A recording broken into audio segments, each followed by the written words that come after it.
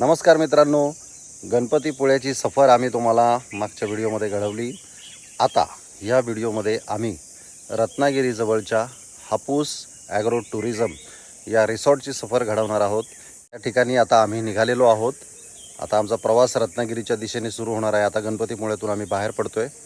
तर हापूसला गेल्यानंतर हापूसची वैशिष्ट्य समजून घेऊया. कोकणातील हिरव्यागार वनराईने फुललेल्या रस्त्यांवरून जाण्याचा आनंद काही औरच असतो. मध्येच आपली एखादी लालपरी मस्त धूळ उडवीत जाते. तिच्या मागे मागे आम्ही रत्नागिरीच्या रस्त्यांचा अनुभव घेत पुढे निघालो होतो. अखेर आम्ही हापूस ॲग्रो टुरिझमवर जाऊन पोहोचलो. आकर्षक कमानीमधून आम्ही प्रत्यक्ष भव्य अशा आमराईमध्ये प्रवेश केला. समोरच मस्त कौलारू आणि लाल चिऱ्यांचे बांधकाम असलेले कॉटेज दिसले. लाल मातीचा रस्ता, सर्वत्र आंब्यांची झाडच झाडं. हे सर्व दृश्य पाहून आय लव्ह हापूस असंच काहीचं म्हणावंसं वाटलं. रिसॉर्टवर पोहोचल्यानंतर आम्ही गाडी पार्क केली आणि आमच्या रूममध्ये बॅगा वगैरे ठेवल्या. मस्त सुंदर नजारा सर्वत्र दिसत होता. उन्हाळ्याचे दिवस असले तरी देखील मस्त गारवा या ठिकाणी जाणवत होता. आणि आंबे म्हणाल तर यत्र तत्र सर्वत्र हापूसच हापूस दिसत होते.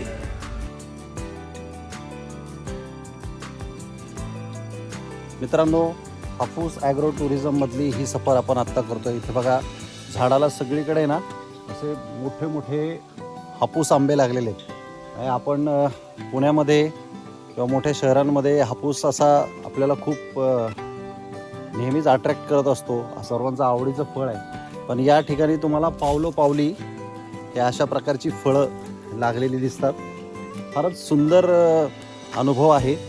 या ठिकाणी असे राहण्यासाठी खास लाल जांबा दगडातले छोटे छोटे कॉटेजेस आहेत. आणि तुम्ही इकडे बघू शकता, माझ्या मागे आंब्याचं पूर्ण आंब्याची बाग आहे. आणि इकडे तुम्हाला ठिकठिकाणी बसायला, खेळायला झोपाळे, बाकडी अशा सर्व गोष्टी आहेत. या ठिकाणी भरपूर मोकळी जागा असल्यामुळे मुलांनी बॅगा रूममध्ये ठेवण्याआधीच प्रत्यक्ष खेळायला देखील सुरुवात केली. आम्हाला देखील मस्त रूम मिळाली होती. अशा विविध आकारांच्या खोल्या या ठिकाणी राहायला उपलब्ध आहेत. मस्त गर्द आमराई, त्याला लगडलेले शेकडो आंबे, या आम्रवृक्षांची गर्द सावली आणि त्या सावलीत झोपाळ्यावर बसून निवांत हिंदोळे घेण्याचा अनुभव काही औरच. जरा थोडा फेरफटका मारून झाल्यावर सगळ्यांच्याच पोटात कावळे ओरडायला लागले होते. मग काय, नाश्ता करण्यासाठी आम्ही निघालो. मित्रांनो, या ठिकाणी हे किचन आहे आणि या ठिकाणी बसून जेवणाची व्यवस्था केलेली आहे. वरती कौलारू छप्पर आहे. खाली सगळी जमीन ही अशी शेणाने सारवलेली आहे. आणि ते आत आल्यानंतरच एक कसा वेगळाच फील येतो की आपण म्हणजे गावाकडच्या आपल्या स्वतःच्या घरामध्ये आहोत. अशा प्रकारचं एक सुंदर वातावरण या ठिकाणी पाहायला मिळतं. तर या ठिकाणी स्वागताला असा मस्त धूप दरवळत होता. आपले स्वागत करायला सुंदरसे पक्षी त्यांच्या सुमधुर स्वरात आपल्याला खुणावू लागतात.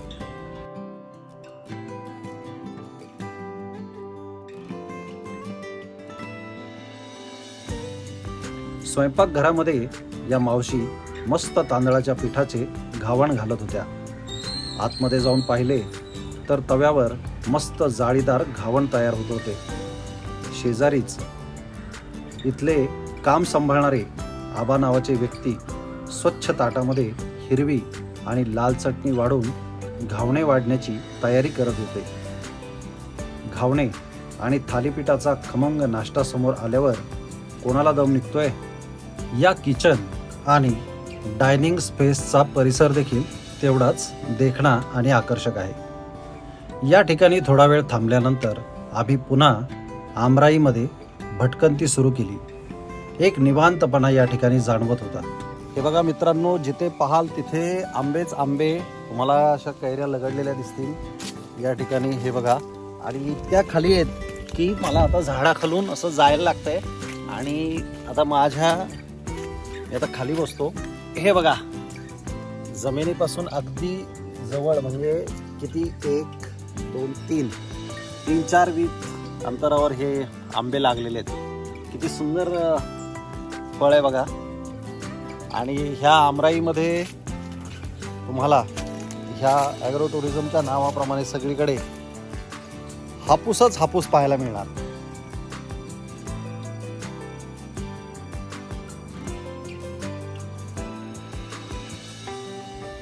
या आमराईमध्ये तुम्हाला आनंद लुटण्यासाठी आणि निवांत पडून राहण्यासाठी, वेळ घालवण्यासाठी खूप साधने उपलब्ध आहेत. अगदी तामझाम नाही, परंतु या ठिकाणी असलेले हे टेंट पहा, या टेंटच्या बाहेर असलेली ही बाज पहा.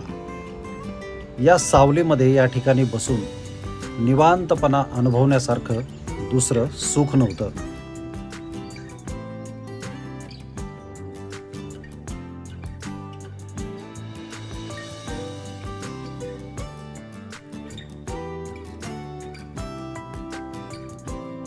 या रिसॉर्टच्या आवारात हा सुंदरसा दिसणारा लाल चिऱ्याच्या दगडांमध्ये बांधलेला स्विमिंग टँक सुद्धा आहे. या ठिकाणी लहानांपासून मोठ्यांपर्यंत सर्वजण पोहण्याचा उत्तम आनंद लुटू शकतात. हा माझ्या मागे दिसतोय तो स्विमिंग पूल आहे. या ठिकाणी बसायला देखील व्यवस्था करण्यात आलेली आहे. म्हणजे तिथे एक छोटंसं असं स्टेज टाईप केलेलं आहे, जेणेकरून काही कार्यक्रम असेल, वाढदिवस असेल, केक कापायचा आहे तर त्यासाठीची ती व्यवस्था त्या ठिकाणी आहे. स्विमिंग पूलमध्ये आम्ही नंतर उतरणारच आहोत.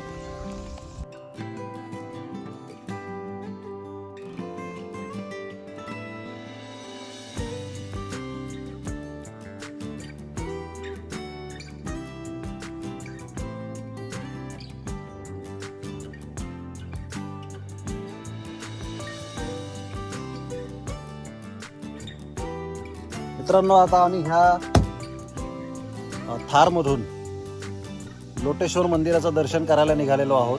आणि ही या रिसॉर्टकडूनच व्यवस्था करण्यात आलेली आहे. संध्याकाळी ह्याच गाडीमधून जंगल सफारीला सुद्धा घेऊन जातात.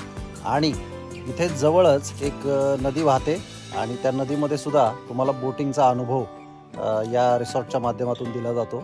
चला आता आपण मंदिराचं दर्शन करून येऊया. या ओपन जिममधून लोटेश्वरकडे जाणारा प्रवास हा देखील एक वेगळाच असा अनुभव होता. कोकणातला निसर्ग असा उघड्या गाडीतून अनुभवण्याचा हा आमचा पहिलाच अनुभव होता. अवघ्या 15 ते 20 मिनिटातच आम्ही डुगवे गावामध्ये जाऊन पोचलो. या ठिकाणी ही सुंदरशी कमान दृष्टीस पडते. मित्रांनो, आम्ही आता लोटेश्वर मंदिरापाशी आलोय. या दगडी पायऱ्यांनी खाली जायला लागतं आणि तिकडे खाली मंदिर आहे. मंदिराचं वैशिष्ट्य म्हणजे नदीपात्रामध्ये एक मोठा असा दगड आहे आणि त्या दगडावर मंदिर स्वयंभू शिवलिंग असल्याचं सांगितलं जातं. तर ते नेमकं मंदिर कसं हे आता आपण बघूया.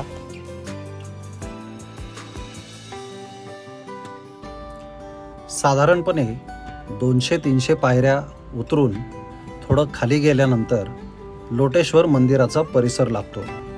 हा परिसर देखील अतिशय निसर्गरम्य असा आहे. आपण मंदिरापाशी पोहोचलेलो आहोत. बऱ्याच पायऱ्या खाली उतरायला लागलेल्या आहेत आणि एकदम अशा निसर्गरम्य अशा या ठिकाणावर लोटेश्वर मंदिराचं स्थान आहे. या ठिकाणी हे मंदिर दिसतंय. आपण आता मंदिराकडे जाऊया.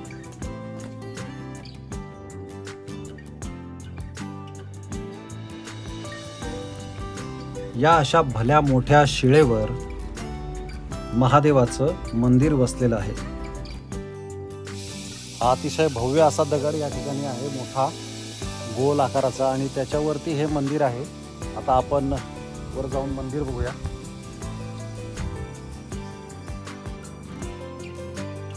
पायऱ्या चढून वर आल्यानंतर हे नंदीचं स्थान दिसतं. या ठिकाणी दर्शन घेतल्यानंतर आपल्याला एका छोट्या दरवाजातून आत जाता येतं. छोट्या गाभाऱ्यामध्ये हे भव्य असं शिवलिंग आपल्या दृष्टीस पडतं. आम्ही गेलो तेव्हा सुंदर अशा पांढऱ्या लाल रंगाच्या विविध फुलांनी या ठिकाणी आरास करण्यात आलेली होती, पूजा बांधण्यात आलेली होती. पावसाळ्यामध्ये या ठिकाणी मोठ्या प्रमाणावर पाणी वाहत असतं. या ठिकाणावरून एक नदी वाहते त्यामुळे हा एक छोटा पूल या ठिकाणी बांधण्यात आलेला आहे. त्यावरून पावसाळ्यामध्ये देखील या मंदिरामध्ये दर्शन करण्यासाठी जाता येतं. या ठिकाणी वर्षभर नैसर्गिकरित्या पाणी साठून राहतं. स्वच्छ आणि नितळ असं हे पाणी. या पाण्यामध्ये आपल्याला छोटे छोटे मासे देखील पाहायला मिळतात.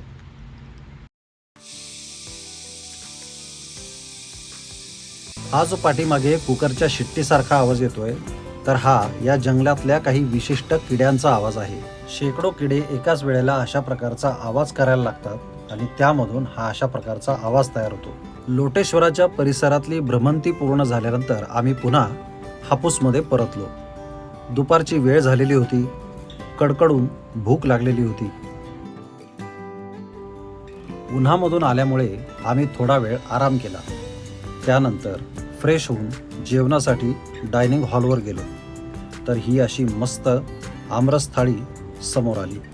मित्रांनो, ओल्या काजूची उसळ, पडवळाची भाजी, इकडे ही फणसाची भाजी, ओल्या कैरीचं लोणचं, कोशिंबीर, पापड, पोळी, ताक, डाळ आणि आमरस. सर्वांनी मस्त या आमरस थाळीवर ताव मारला आणि पुन्हा गर्द आमराईमध्ये अशी भटकंती आणि मनमुराद आनंद लुटायला सुरुवात केली. संध्याकाळी थोडं ऊन उतरल्यानंतर मुलांनी स्विमिंग टँकमध्ये उड्या मारायला सुरुवात केली. या ठिकाणी सर्वांनीच मनमुराद पोहण्याचा आनंद लुटला. आता यानंतर सुरू होणार होती आमची काजळी नदीमधली बोट राईड. मित्रांनो, आता संध्याकाळची वेळ आहे आणि आम्ही आता निघालेलो आहोत इथे जवळच असलेल्या नदीवर बोटिंग करायला. आज दिवसभराचा अनुभव अतिशय सुंदर होता. सूर्य मावळतीकडे निघालेला आहे. त्या ठिकाणी सुद्धा सुंदर असं निसर्ग सौंदर्य आम्हाला पाहायला मिळणार आहे. चला वेदांतराव.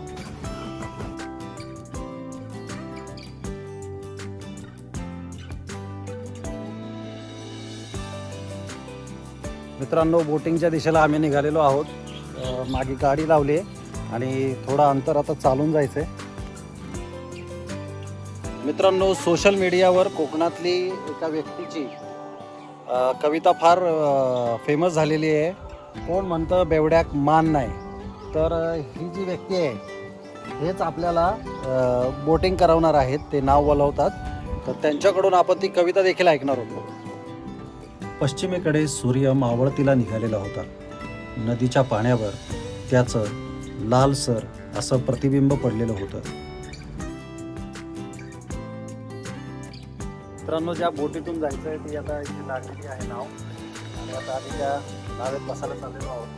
म्हणून आम्ही म्हणतो थोडीशी काही बरं वाटतं, थोडीशी काही बरं वाटतं. हल्ली तर राजकारण कसं वेगळंच वाटतं. आमची पोरं राजकारणाच्या पाठण्या फिरतात, एक निष्ठ बनतात आणि ह्यांची नाही तर पक्ष बदलतात आणि मग एडे होतं सरबरच होतं. म्हणून आम्ही म्हणतो थोडीशी काही बरं वाटतं, थोडीशी काही बरं वाटतं. कोण म्हणता बेवड्याक मान नाही, कोण म्हणता बेवड्याक मान नाही. तिथे मानत आहे ना. आले आप्त सगळे सोयरे मित्र मंडळी, आशीर्वाद द्यावया. पावसकरांच्या दिलखुलास कविता, विनोद आणि आसपासचं सृष्टी सौंदर्य हा सर्व अनुभव घेतल्यानंतर आम्ही हापूसवर परत आलो. या ठिकाणी दिवसा दिसणारं दृश्य आणि रात्रीचं सौंदर्य यामध्ये कमालीचं अंतर होतं. रात्री देखील हे रिसॉर्ट तेवढंच आकर्षक आणि सुंदर भासत होतं. शीतल आणि थंडगार वारा सुटलेला होता. मस्त भजी आणि गरम चहाचा आस्वाद घेतल्यानंतर इथल्या मचानीवर बसून आम्ही रात्रीचं आकाश दर्शन केलं. वेगवेगळे तारे देखील पाहिले. नमस्कार मित्रांनो, आपण 2 दिवसांपासून रत्नागिरी जिल्ह्यातल्या तोंडे गावामध्ये आहोत. या ठिकाणी हापूस ॲग्रो टुरिझम नावाचं जे रिसॉर्ट आहे त्या ठिकाणी आम्ही 2 दिवस धमाल, मस्ती, मौज, मजा सर्व काही केलेलं आहे. आणि आता उन्हाळ्याचे दिवस आहेत. हापूस आंब्याचा हंगाम आहे. या ठिकाणी सगळ्या झाडांना भरपूर हापूस आंबे लगडलेले आहेत आणि नावाप्रमाणेच हा रिसॉर्ट म्हणजे जिथे बघावं तिथे यत्र तत्र सर्वत्र फक्त हापूस, हापूस आणि हापूस. म्हणजे यांच्या पाण्याच्या बाटलीवर सुद्धा हापूसच लिहिलेलं आहे. एवढे हापूस आहे तिथे. तर ह्या रिसॉर्टचे जे मालक आहेत श्री बंडू नागवेकर ते आपल्यासोबत आहेत. तर तुम्ही जरा आम्हाला तुमच्या ह्या ॲग्रो टुरिझमची वैशिष्ट्ये सांगा आणि इथले दर कसे आहेत काय आहे? आपलं तुमचंच हे रिसॉर्ट समजून तुम्ही इथे यायचं. इथे कसं आहे, आम्ही एखादा आपल्याकडे पाहुणा येतो त्याप्रमाणे त्यांचा पाहुणचार आम्ही इथे करतो. आणि इथे पूर्णपणे पॅकेज सिस्टीम आहे. 2000 म्हणजे 1999चं 24 तासाचं पॅकेज आहे. त्यामध्ये आम्ही 2 टायमाचा नाश्ता तुम्ही केला तर होय होय, अप्रतिम. कोकणी पद्धतीचा अगदी, नाश्ता अगदी, अप्रतिम, असतो. अप्रतिम घावणे, थालीपीठ अशा प्रकारचा, दडपे पोहे अशा हो. प्रकारचा नाश्ता असतो. त्यानंतर जेवण असतं, तोही तुम्ही अनुभवलात. हो. त्यानंतर बोट राईड असते. त्यानंतर टेम्पल असतं. तिथे फिश स्पा, जी लोक 500-1000 रुपये खर्च करून हे करतात, पण आपल्या इथे ते नॅचरली सगळं असतं. नैसर्गिक फिश आणि थोडक्यात निसर्ग जपण्यासाठी आणि त्याबरोबर चांगली माणसं जपण्यासाठी असा प्रकारचा हा प्रोजेक्ट आम्ही केलेला आहे. तर तुम्ही देखील हापूस ॲग्रो टुरिझमला लवकरात लवकर भेट द्या आणि उन्हाळा, पावसाळा, हिवाळा 3ही ऋतूंमध्ये या ठिकाणी पर्यटक मोठ्या संख्येने येत असतात. आणि जर तुम्हाला ग्रुप घेऊन यायचे असतील, शाळेच्या सहली घेऊन यायच्या असतील तर त्यासाठी देखील हा उत्तम पर्याय या ठिकाणी आहे. मित्रांनो, हा व्हिडिओ तुम्हाला कसा वाटला हे आम्हाला कमेंट करून नक्की सांगा. आपल्या मुसाफिरी चॅनलला जर अद्याप सबस्क्राईब केलं नसेल तर सबस्क्राईब करा. आवडलेले व्हिडिओ पुढे फॉरवर्ड करा, लाईक करा आणि शेजारी जे बेल आयकनचं बटन येतं ते देखील दाबायला विसरू नका. म्हणजे आमचे सर्व अपडेट आपल्यापर्यंत पोचतील आणि असेच नवनवीन व्हिडिओ तुम्हाला पाहता येतील. पुन्हा भेटूया अशाच नव्या पर्यटन स्थळी आपल्या मुसाफिरी चॅनलवर.